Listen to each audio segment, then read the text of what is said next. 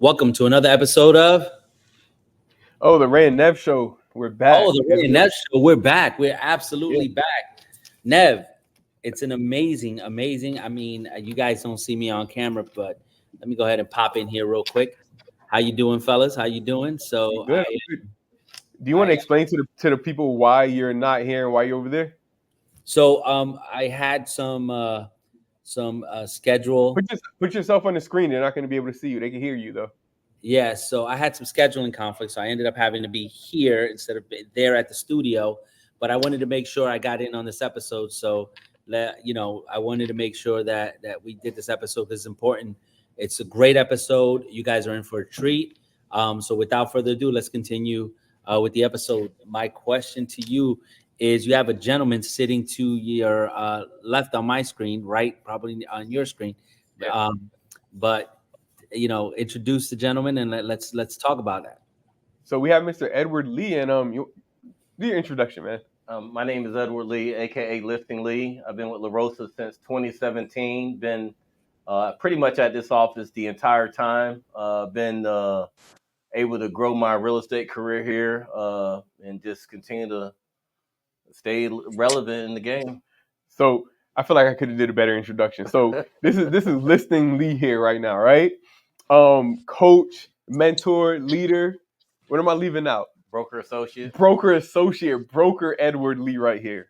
Yeah. So honestly, we're humbled to have you on the show. Thank you for Thank you. spending some time with us. Hey, Ray, do you fun want to fact, jump Neville.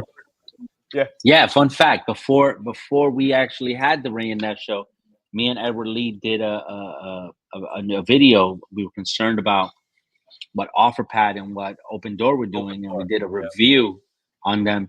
And it's the most watched video on the executive group channel, guys. So with over 600 views. So just wanted to give you a shout out there. So we have Edward here, as well as you know him as Listing Lee. But what we know him at the office as is the king of door knocking, right? Yes. So, Ed, you've been door knocking for a while now. You have been able to build an amazing career on that.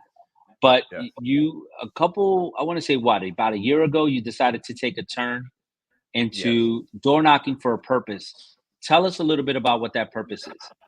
Well, it actually came from a meeting you pointed out, kind of where Orlando has a unique market because of the foreclosures that were happening here, and it was becoming more of an opportunity to go after new business. And at that point, my circle of influence was drying up. So I felt like, kind of going back where I really obtained these door knocking skills was my original Westgate venture. Because one day it got slow. We had to go knock on doors, and I was able to sell some people. Westgate, the Timeshare company. Okay. Yeah, so we didn't have any tours. So our manager made us go knock on people's doors, and I kind of got the niche of meeting, greeting people, getting to understand their needs pretty quickly. It was just a good source because I've never paid for leads since I've been a realtor. And what I've done is I've learned how to identify situations and understand how to make friends with the people Mm-hmm. and then offer a solution to their problem. So door knocking became a way of producing leads that I didn't have to pay for. Yeah. So I could go talk to these people that I know about the problem and offer a solution and help them and also get inventory for myself. So that's what got me really focused on door knocking and what I'm able to do to help the people. Yeah. Okay. Awesome. So, what made you decide to help these customers? What was it that you saw, maybe in life experience or, even personal experience that made you realize, hey, these people need help and nobody's helping them. I'm gonna go ahead and put on that Superman shirt and go do that. Well, I think it just really came from just identifying the situation with some of these people and the situations they were going through. I had got a good understanding of how the process went.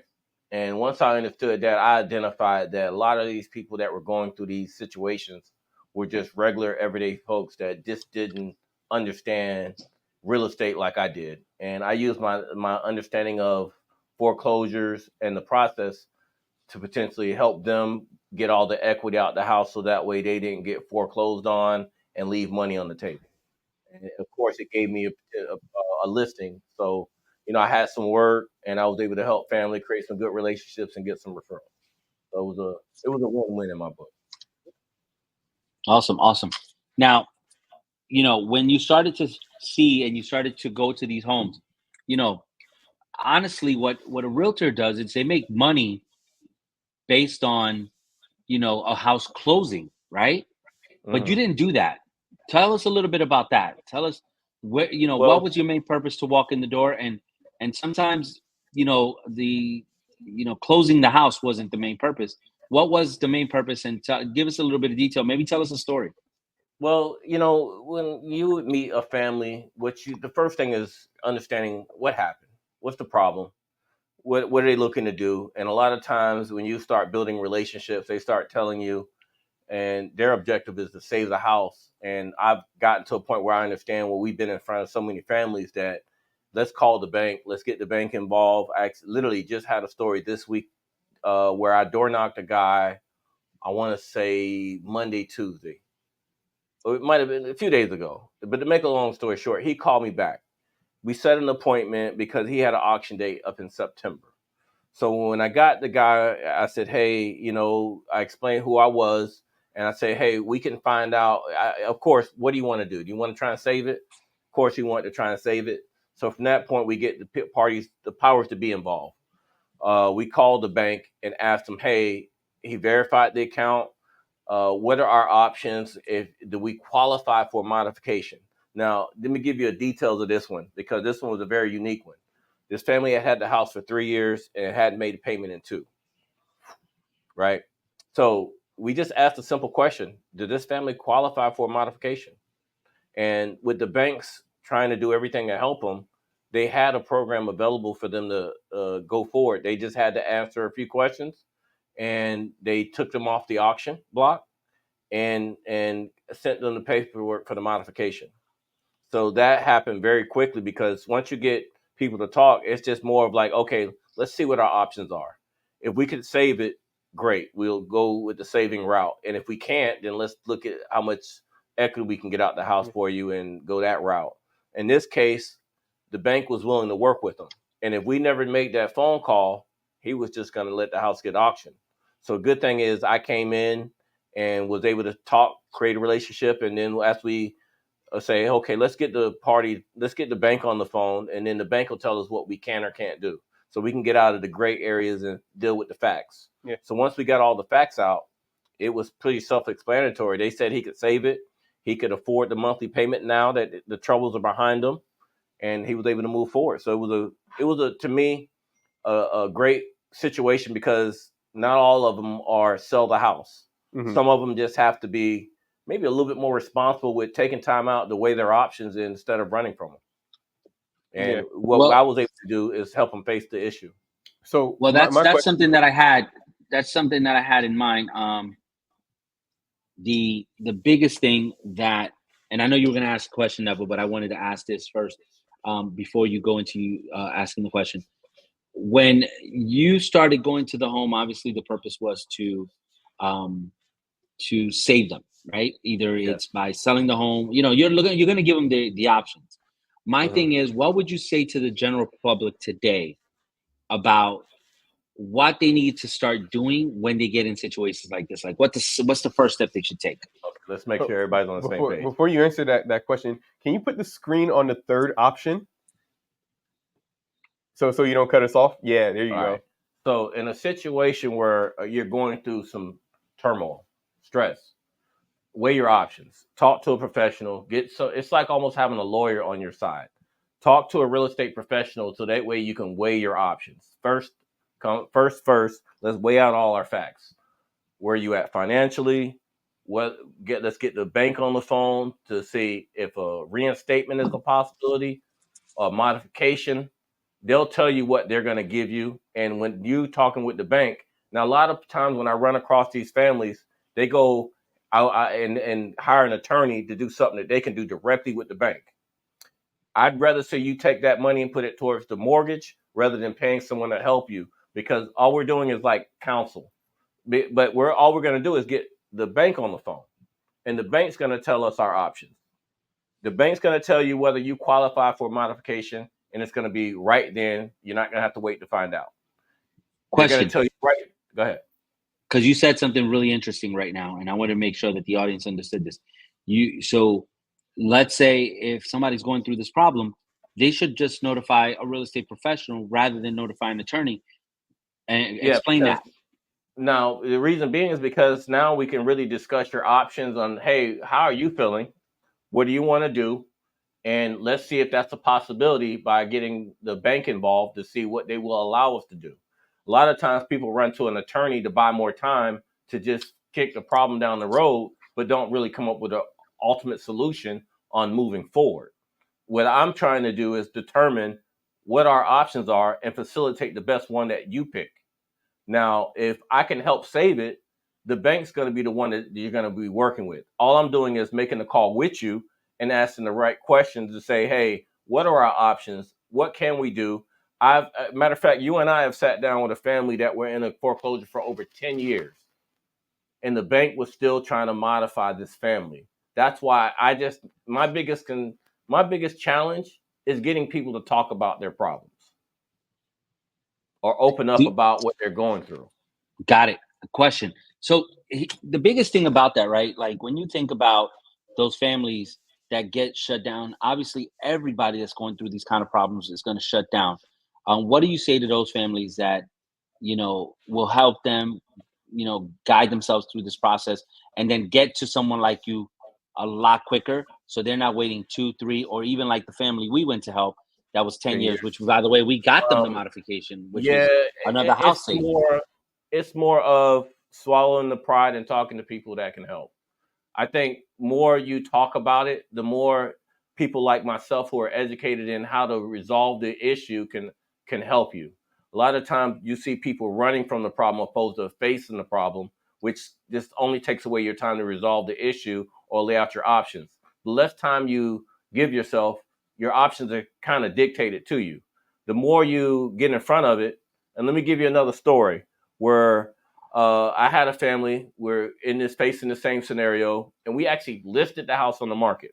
The deal fell apart. We actually communicated with the bank's attorney, showing that we had the house listed.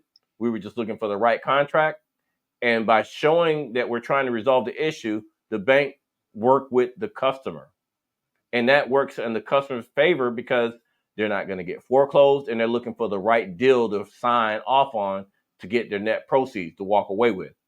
And it's just really having the right people work with you that understand how to work with the banks. Everybody doesn't understand the process, so you got to pick the right realtor that knows how to facilitate foreclosures. And that's really where I think the bread and butter on, because you kind of have to become an expert at how do you deal with the bank, how do you deal with these different scenarios, how do you deal with pushback in a respectful way to that be productive towards a transaction. So you mentioned something where it's like, a lot of these people hire an attorney, right? Mm-hmm. So what's the difference between them hiring an attorney and hiring a real estate professional or someone like yourself? Well, okay, let's talk with the attorney. First off, they have to pay the attorney before anything's done. And only thing that's really going to do is maybe get you an extension that really doesn't address the problem. A lot of times people don't get a chance to really address, hey, first off, is the hardship gone? Because if the hardship is still there, buying more time doesn't do anything but add up more fees, So, because a lot of times people so hold don't on, pay the attorney attention. isn't going to get them out of the problem, or are they like? What's the point of hiring their attorney then?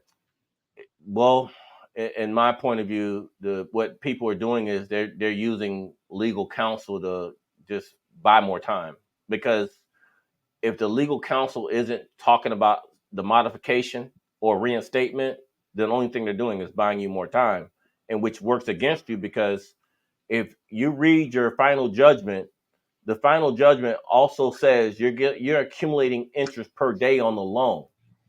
When you're dealing, the bank's going to charge you the bank fees for the attorney. Anytime that they process that file, they're charging that equity on that account, because they're going to get their money out of the closing. Also, your interest. So as you get more time, the fees are only going up. So when the payoff finally comes, the time that you weren't paying for, they were just taking it out of your equity, and your walkaway is just getting smaller. That makes sense. So with the people that you go and door knock, with the people that you come across that either you reach out to or they reach out to you, how do you determine who actually like wants your help? How do you determine the people that you spend more time helping as opposed to the ones that maybe you have to walk away from? I help the people that want to help themselves. People who, I know a lot of it, you got to kind of put it back together. I mean, I've had families that just couldn't get along, and just because of their disagreements, they lost everything, opposed to being able to maximize their property values. And that's where you kind of hate to see it, because you see a family that can't get along and they lose everything because they couldn't agree on anything. And what I try and do is be the mediator, to be like, look, do I have your permission to go work it out with the other side? And I bring everybody on the same page, at least get them to agree on selling and things. That's probably my biggest challenges working with these, is the sometimes when you get there, it's such a mess when it comes to the people you're working with. And those are My some of the biggest. question, my question in regards to that, right? Because you mentioned how you go in and you try to mediate the situation. My question to you is, how much do you charge versus how much does an attorney charge in that situation, in that problem? Well, that's just really where the relationship is built, because I obviously majority of what I'm doing is counseling, and it's kind of free of charge. Only time I get paid is to actually sell the house. So a lot of times when I do this, I'm building a relationship, and the fact that, hey, in the worst case scenario, we could sell the house. Uh, I feel like when I create these relationships and I'm able to get money out of a house, it just creates relationships. It creates advocates for myself, that people can speak for me when I'm not around and say, hey, he does quality work. He always keeps the client first. I've had people where I could have bought it myself, but I was like, hey, I could get you more money putting it on the market. Now I would have made more money keeping it Yeah, myself, but I also knew, Ed, I could get her a lot of money out of the market. yeah, And actually, tell that story, because that story is a really interesting story, and I remember me and you went back and forth on that story. yeah, Tell that story because I would love yeah, the audience to hear that story. I know it's a hurtful story, but it's a good yeah. story. Miss Honor. It was a client I met out and about, hanging out, and they came to me. I used to work with her daughter at AOL back in the days. So hey, well. yeah, back in Ayo, well, 2000, Sheesh. when AOL had a call center in Maitland. So to make a long story short, fast forward now, I'm in real estate. They were following me, and they decided that her mom was going through something. They wanted out, and the house was not in the best shape, and she needed a little something. So we worked it out. But I when I was looking it over, I realized that the amount of money she wanted, I could have got more. So I advised her, was like, look, I could buy it for this price right here and we'd be done, but I could also probably get you more money. And the more money we talking was $40,000 more. And we got it in less than 2 weeks. That house closed, cash deal. It actually created a great relationship, because she checks in with me. This is like my extra mom, you could Yeah, say, your that she work mom at calls this me, point. she checks on me, she texts me. It's one of those clients that really made you feel good, because her scenario was one of those that, she's going through something, but she had made good decisions in the past. The good decision she made was buying property and sitting on it, and not refinancing using her equity. So when she came time to where, daughter's kids are grown, empty nester, she could restart by just using, selling the house using the equity. And she had a pretty good walk away, and she was able to go get herself another car and get herself reestablished. So it was a good feeling, because uh it was the right thing to do for her, Hmm. and it was a good relationship that was created from that. So, so when you're working with these people, right? Is it safe to say like everybody wants your help? Everybody wants to like say fix the situation, Nah, or is it like a a lot of people don't really want to deal with their problems. When I run across a lot of people just don't want to talk because they don't want to address their issues. The biggest thing is just, I'm a very persistent person. I probably some of these people I've approached months at a time. steady following up, and then at some point they finally feel comfortable enough to say, okay, let's talk. What can you do to help me?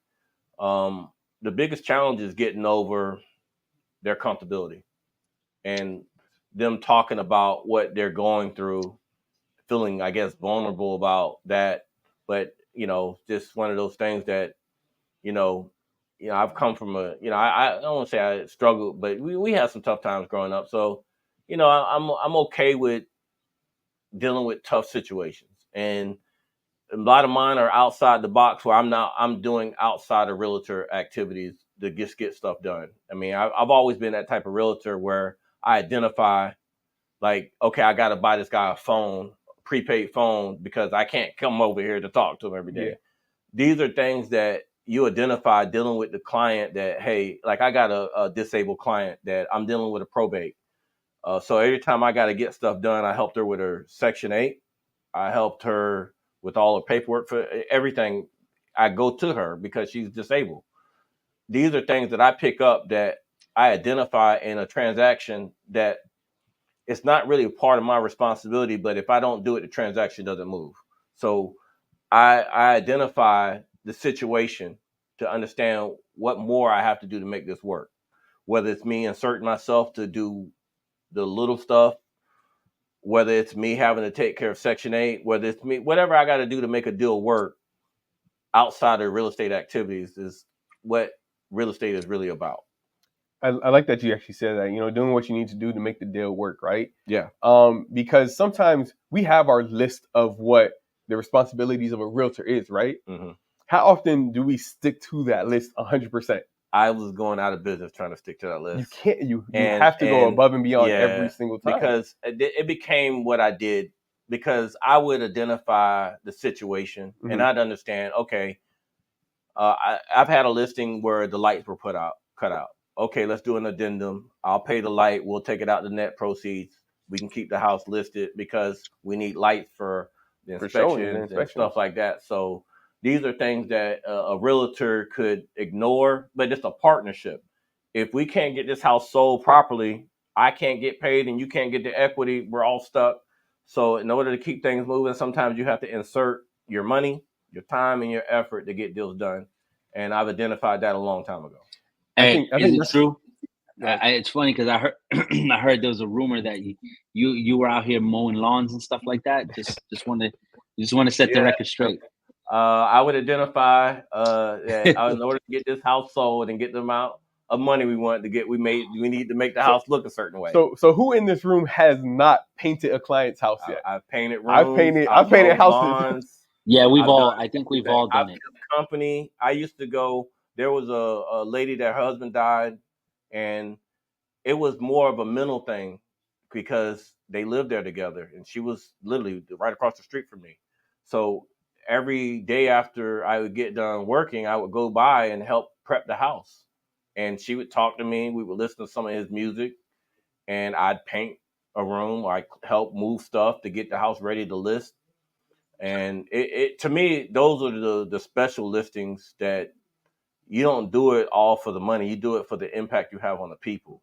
Yep. And I think when I identify, she reminded me of my grandmother, and their family's not close. It's my neighbor. Why not? Mm-hmm. It was a great scenario because I can keep her up to date. I feel good about what I'm doing. It was all in efforts to get the house sold. And if I didn't do it, the house would have took longer to get sold. Was she the one that somebody broke into the house when she went out to dinner with some friends? No, that was another client that lived on the backside. That was Miss Tucker, which is my other client mom that I have. I've got a few client moms that adopted me over the years that I've been able to tell that story, because that's a really warming story. Like, that really talks about the difference between you being a La Rosa agent or just being another agent at any other firm. That shows who we are and how we project to our community's family, passion, and growth. Tell that story. Ms. is a very special lady. She had a big old house in the back of the neighborhood, 3,400 square feet. It was just huge, 2-story. And as a matter of fact, this is around the time where we're still around 200,000. So we had this one under 300,000. I think it was even higher, 340. But make a long story short, big house right across the street from the school. One night, somebody broke into her house. She comes home and she calls me. I literally right down the street. So I get in the car, go So you had to play right down Batman. there. So yeah, I'm playing security now. So Yeah. me and the neighbors sitting out with her as the authorities came and stuff. And it was a moment because, you know, she was my neighbor. Mm-hmm. And of course my client, I hadn't sold the house next door yet, but I ended up selling that house. But you know, when you deal, you know, it's a lot of times when you're selling property, you're talking to the people a whole lot. And we were talking a lot. Every time that I had to show the property, she wanted me there because she lived alone. Yeah. So you just do what it takes to identify, hey, what does it take for you to feel comfortable for me to perform for you? And that was the situation. So that's what made us bond. So literally to this day, I go, she bought a house in DeBerry. Every time I go, we sit down, she shows me all the stuff she did to the house. Matter of fact, Miss Tucker put me in her will. So in the case that she ever passes, Wow. I'll get a call from her people to liquidate. And that was a special thing because when she told me, I was like, wow, she's a real special lady. She took care of orphan kids, and now she's just living her best life. So shout out to Miss Tucker. Love you. Yeah. Thank you for business.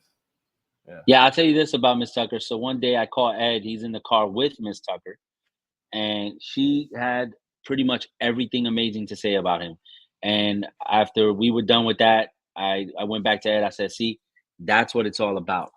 That is what it's all about. Building that relationship is what it's Yeah. all about. So And by the way, I met yeah, her man. door knocking. This is when I kind of became Lifting Lee. Is I used to every afternoon I would just go door knock every door through the neighborhood. And I remember Miss Clarkson was the one that pointed me in her direction. Miss Clarkson knew everything about everybody in the neighborhood. She's like, yeah, that lady's thinking about selling. So I go over there. Yeah, she's thinking about selling. She's just waiting for the school.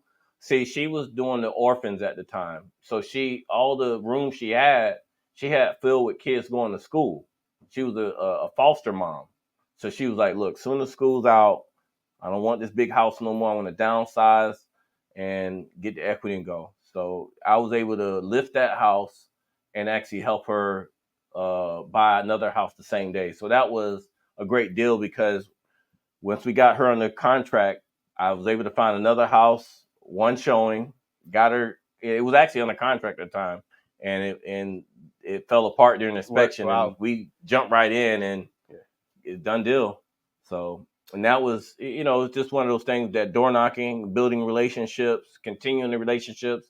Because every time she finds or hears somebody talking about real estate, I get a call, Yeah. I get a text, call this person, talk to them, and she's just one of those people that make you feel good about helping other people. Yeah. Because they never forget. Anytime they hear real estate, they call you. She's always commenting, liking videos. So she just very special lady to me. She's 100% a support for Yeah. you. Question in regards to the way that you handle her situation, the way you handle most situations.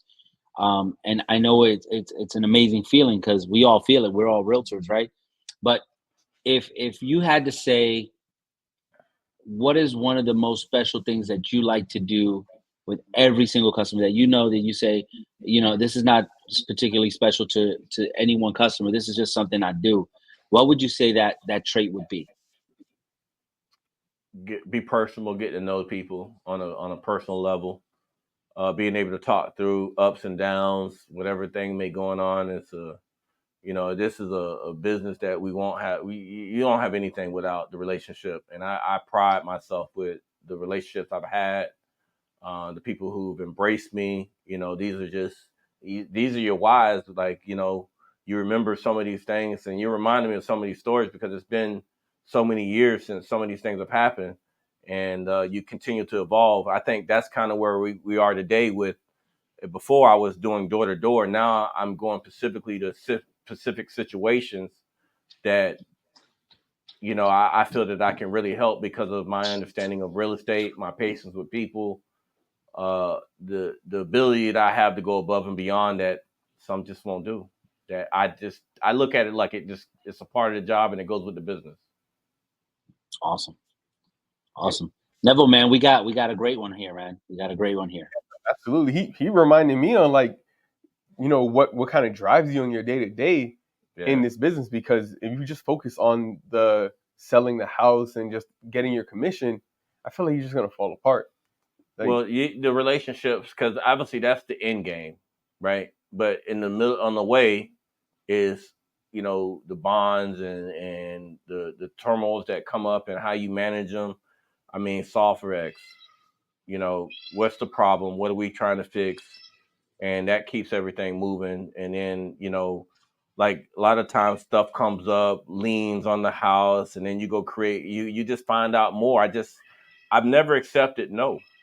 I yeah, think Ray understands that. I'm one of those ask more questions. Hey, well, why is this? Why is that? And then you find a way. And that's kind of been how my real estate careers work, because even with some of these deals, they've come up with liens and the title company. Now I got to learn how to do title work.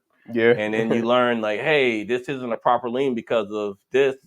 And these come from the relationships that we get from our peers, such as probate attorneys, lenders. You start asking better questions as you've been doing this, because your level of understanding goes up.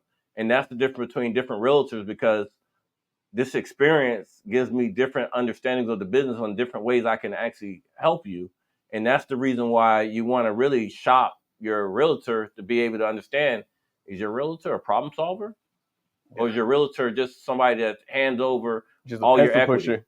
And yeah, it's like, okay, I could negotiate, or I could push for what you asking me for, or I could just say, I don't think they're going to do that. But I'm one of those realtors that known to push the envelope, get more than I thought I could get. I've even surprised myself. Yeah, Like I remember one guy was like, hey, I think we should ask for a $10,000 credit. I was like, all right, let me get my poker face ready. Let me practice this. yeah, And then you go negotiate $10,000 on something you didn't think you was able to do. I kind of surprise myself sometimes, yeah. Man, that's why I remember, like, hey, sometimes you just got to be optimistic and just push it, or find the angle, find the way, and stay relevant. Because I think real estate's evolving and changing, because it's not the same that I got in 2017. Rates are different, situations are different. Orlando has a unique market where we're one of the counties that are digital, where people can shop in Orlando remotely because we're automated. Mm-hmm. And that's how I've met some of my investors, is they're buying in their market that they need someone in. So, this is a shout out to anyone that is looking for a good realtor to work with. Is I'm one of those realtors that are real hands-on, knowledgeable, take time to understand my clients' needs. So if you're looking for, hey, how do I pick the right realtor? Interview them, make sure they understand your needs and understand how to make it happen for you. What Every real questions should they be asking? About experience, problem solving, relationships, resources, uh, how to problem solve. How do you what happens when the appraisal doesn't come back right? What's the plan B and the plan C on everything? Because I think as realtors, we should be thinking ahead. And anytime I'm listing a property, there's a few things I'm going to make sure I if they're concerning, because especially if we're at top market value, we need to talk about what if the house doesn't appraise, and then make sure that I prepare you for every scenario, so I don't set you up to fail. Because listing a house is one thing, but getting top market value is another. And a good experienced realtor anybody could tell you, I could do this and do that, but can they back it up? I think with the market changing, understanding the market is very important, because the values aren't there like they were 2 months ago. So Yep. if you don't understand the market and explain it to people where they understand what to expect, you're going to have some frustrated people. Mm-hmm. Looking into 2024, the end of 2024 and 2025, what do you think? What's ahead for Listing Lee? Is Listing Lee going to stay the brand, or is it Saving Lee? Saving Lee? What are Well, you going to do? I'm going to continue to work on helping as many people, building my capital up. Of course, I have a long-term plan to build some rooming houses where I could supply housing for people on an individual level. That's a niche market that I've gotten involved in that actually is a part of my bread and butter that I want to expand on, so I can kind of somewhat put, I don't know, it's a different type of housing because kind of going back when me and my daughter's mom broke up, I found myself renting a room. And right there, I knew what my calling was. I decided to buy a house and be a person that rents the rooms out to people. And by doing that, I was able to get ahead.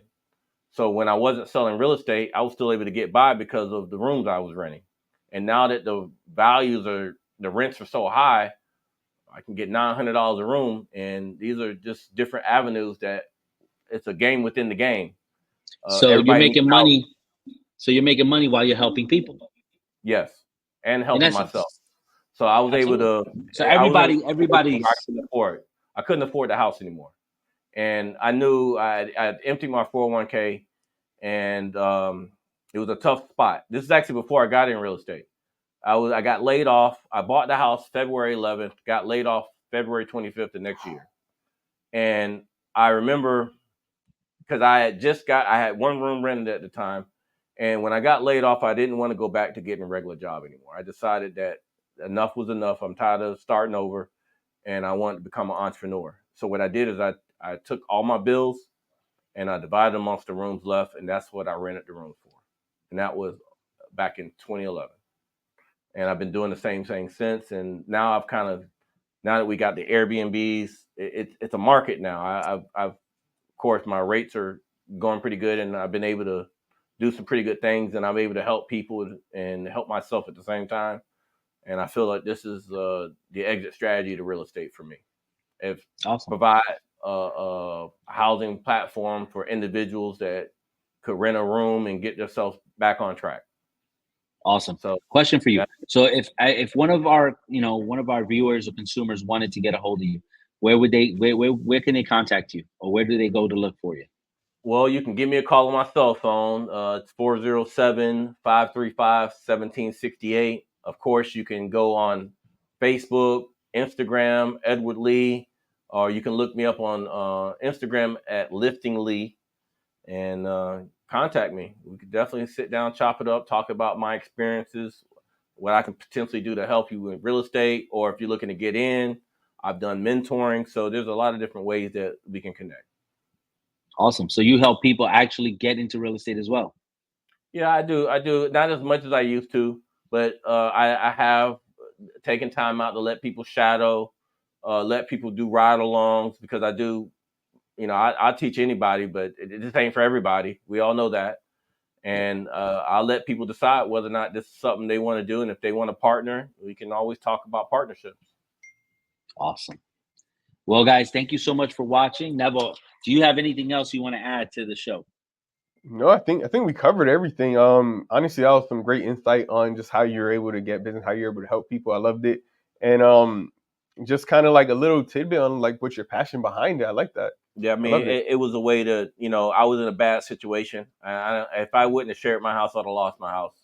And because of that, I'm very thankful. The Lord gave me a house. So me being able to share it, giving them people a chance to get on their feet at a reasonable rate, it's a feeling that I can't describe. And I've had people that rented from me that, shout out to David Sutcliffe, previous client, good friend of mine. He did it. He went from a roommate to an owner. Oh, wow. And I was able to help him. We were able to make things work between us. I gave him, hey, this is what I think you should be doing.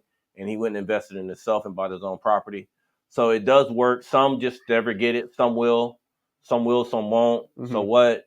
You help the ones that want to be helped and set the example. That's basically who I am. Listing Lee right here. Yeah. The one and only Listing Lee. So thank you guys for watching.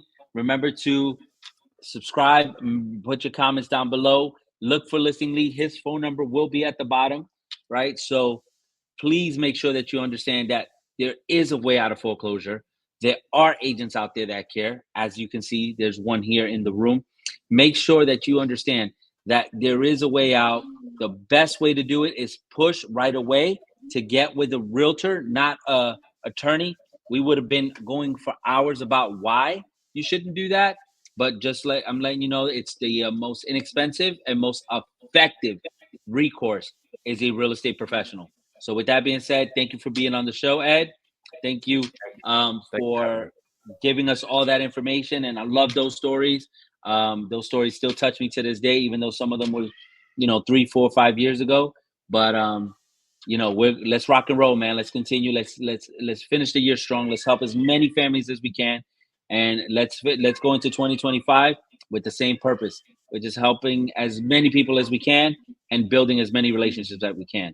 So from the Ray and Nev show, thank you so much. Yep. Yeah. Until next time. Till next time. Until next Thank time. you for having me. Yes.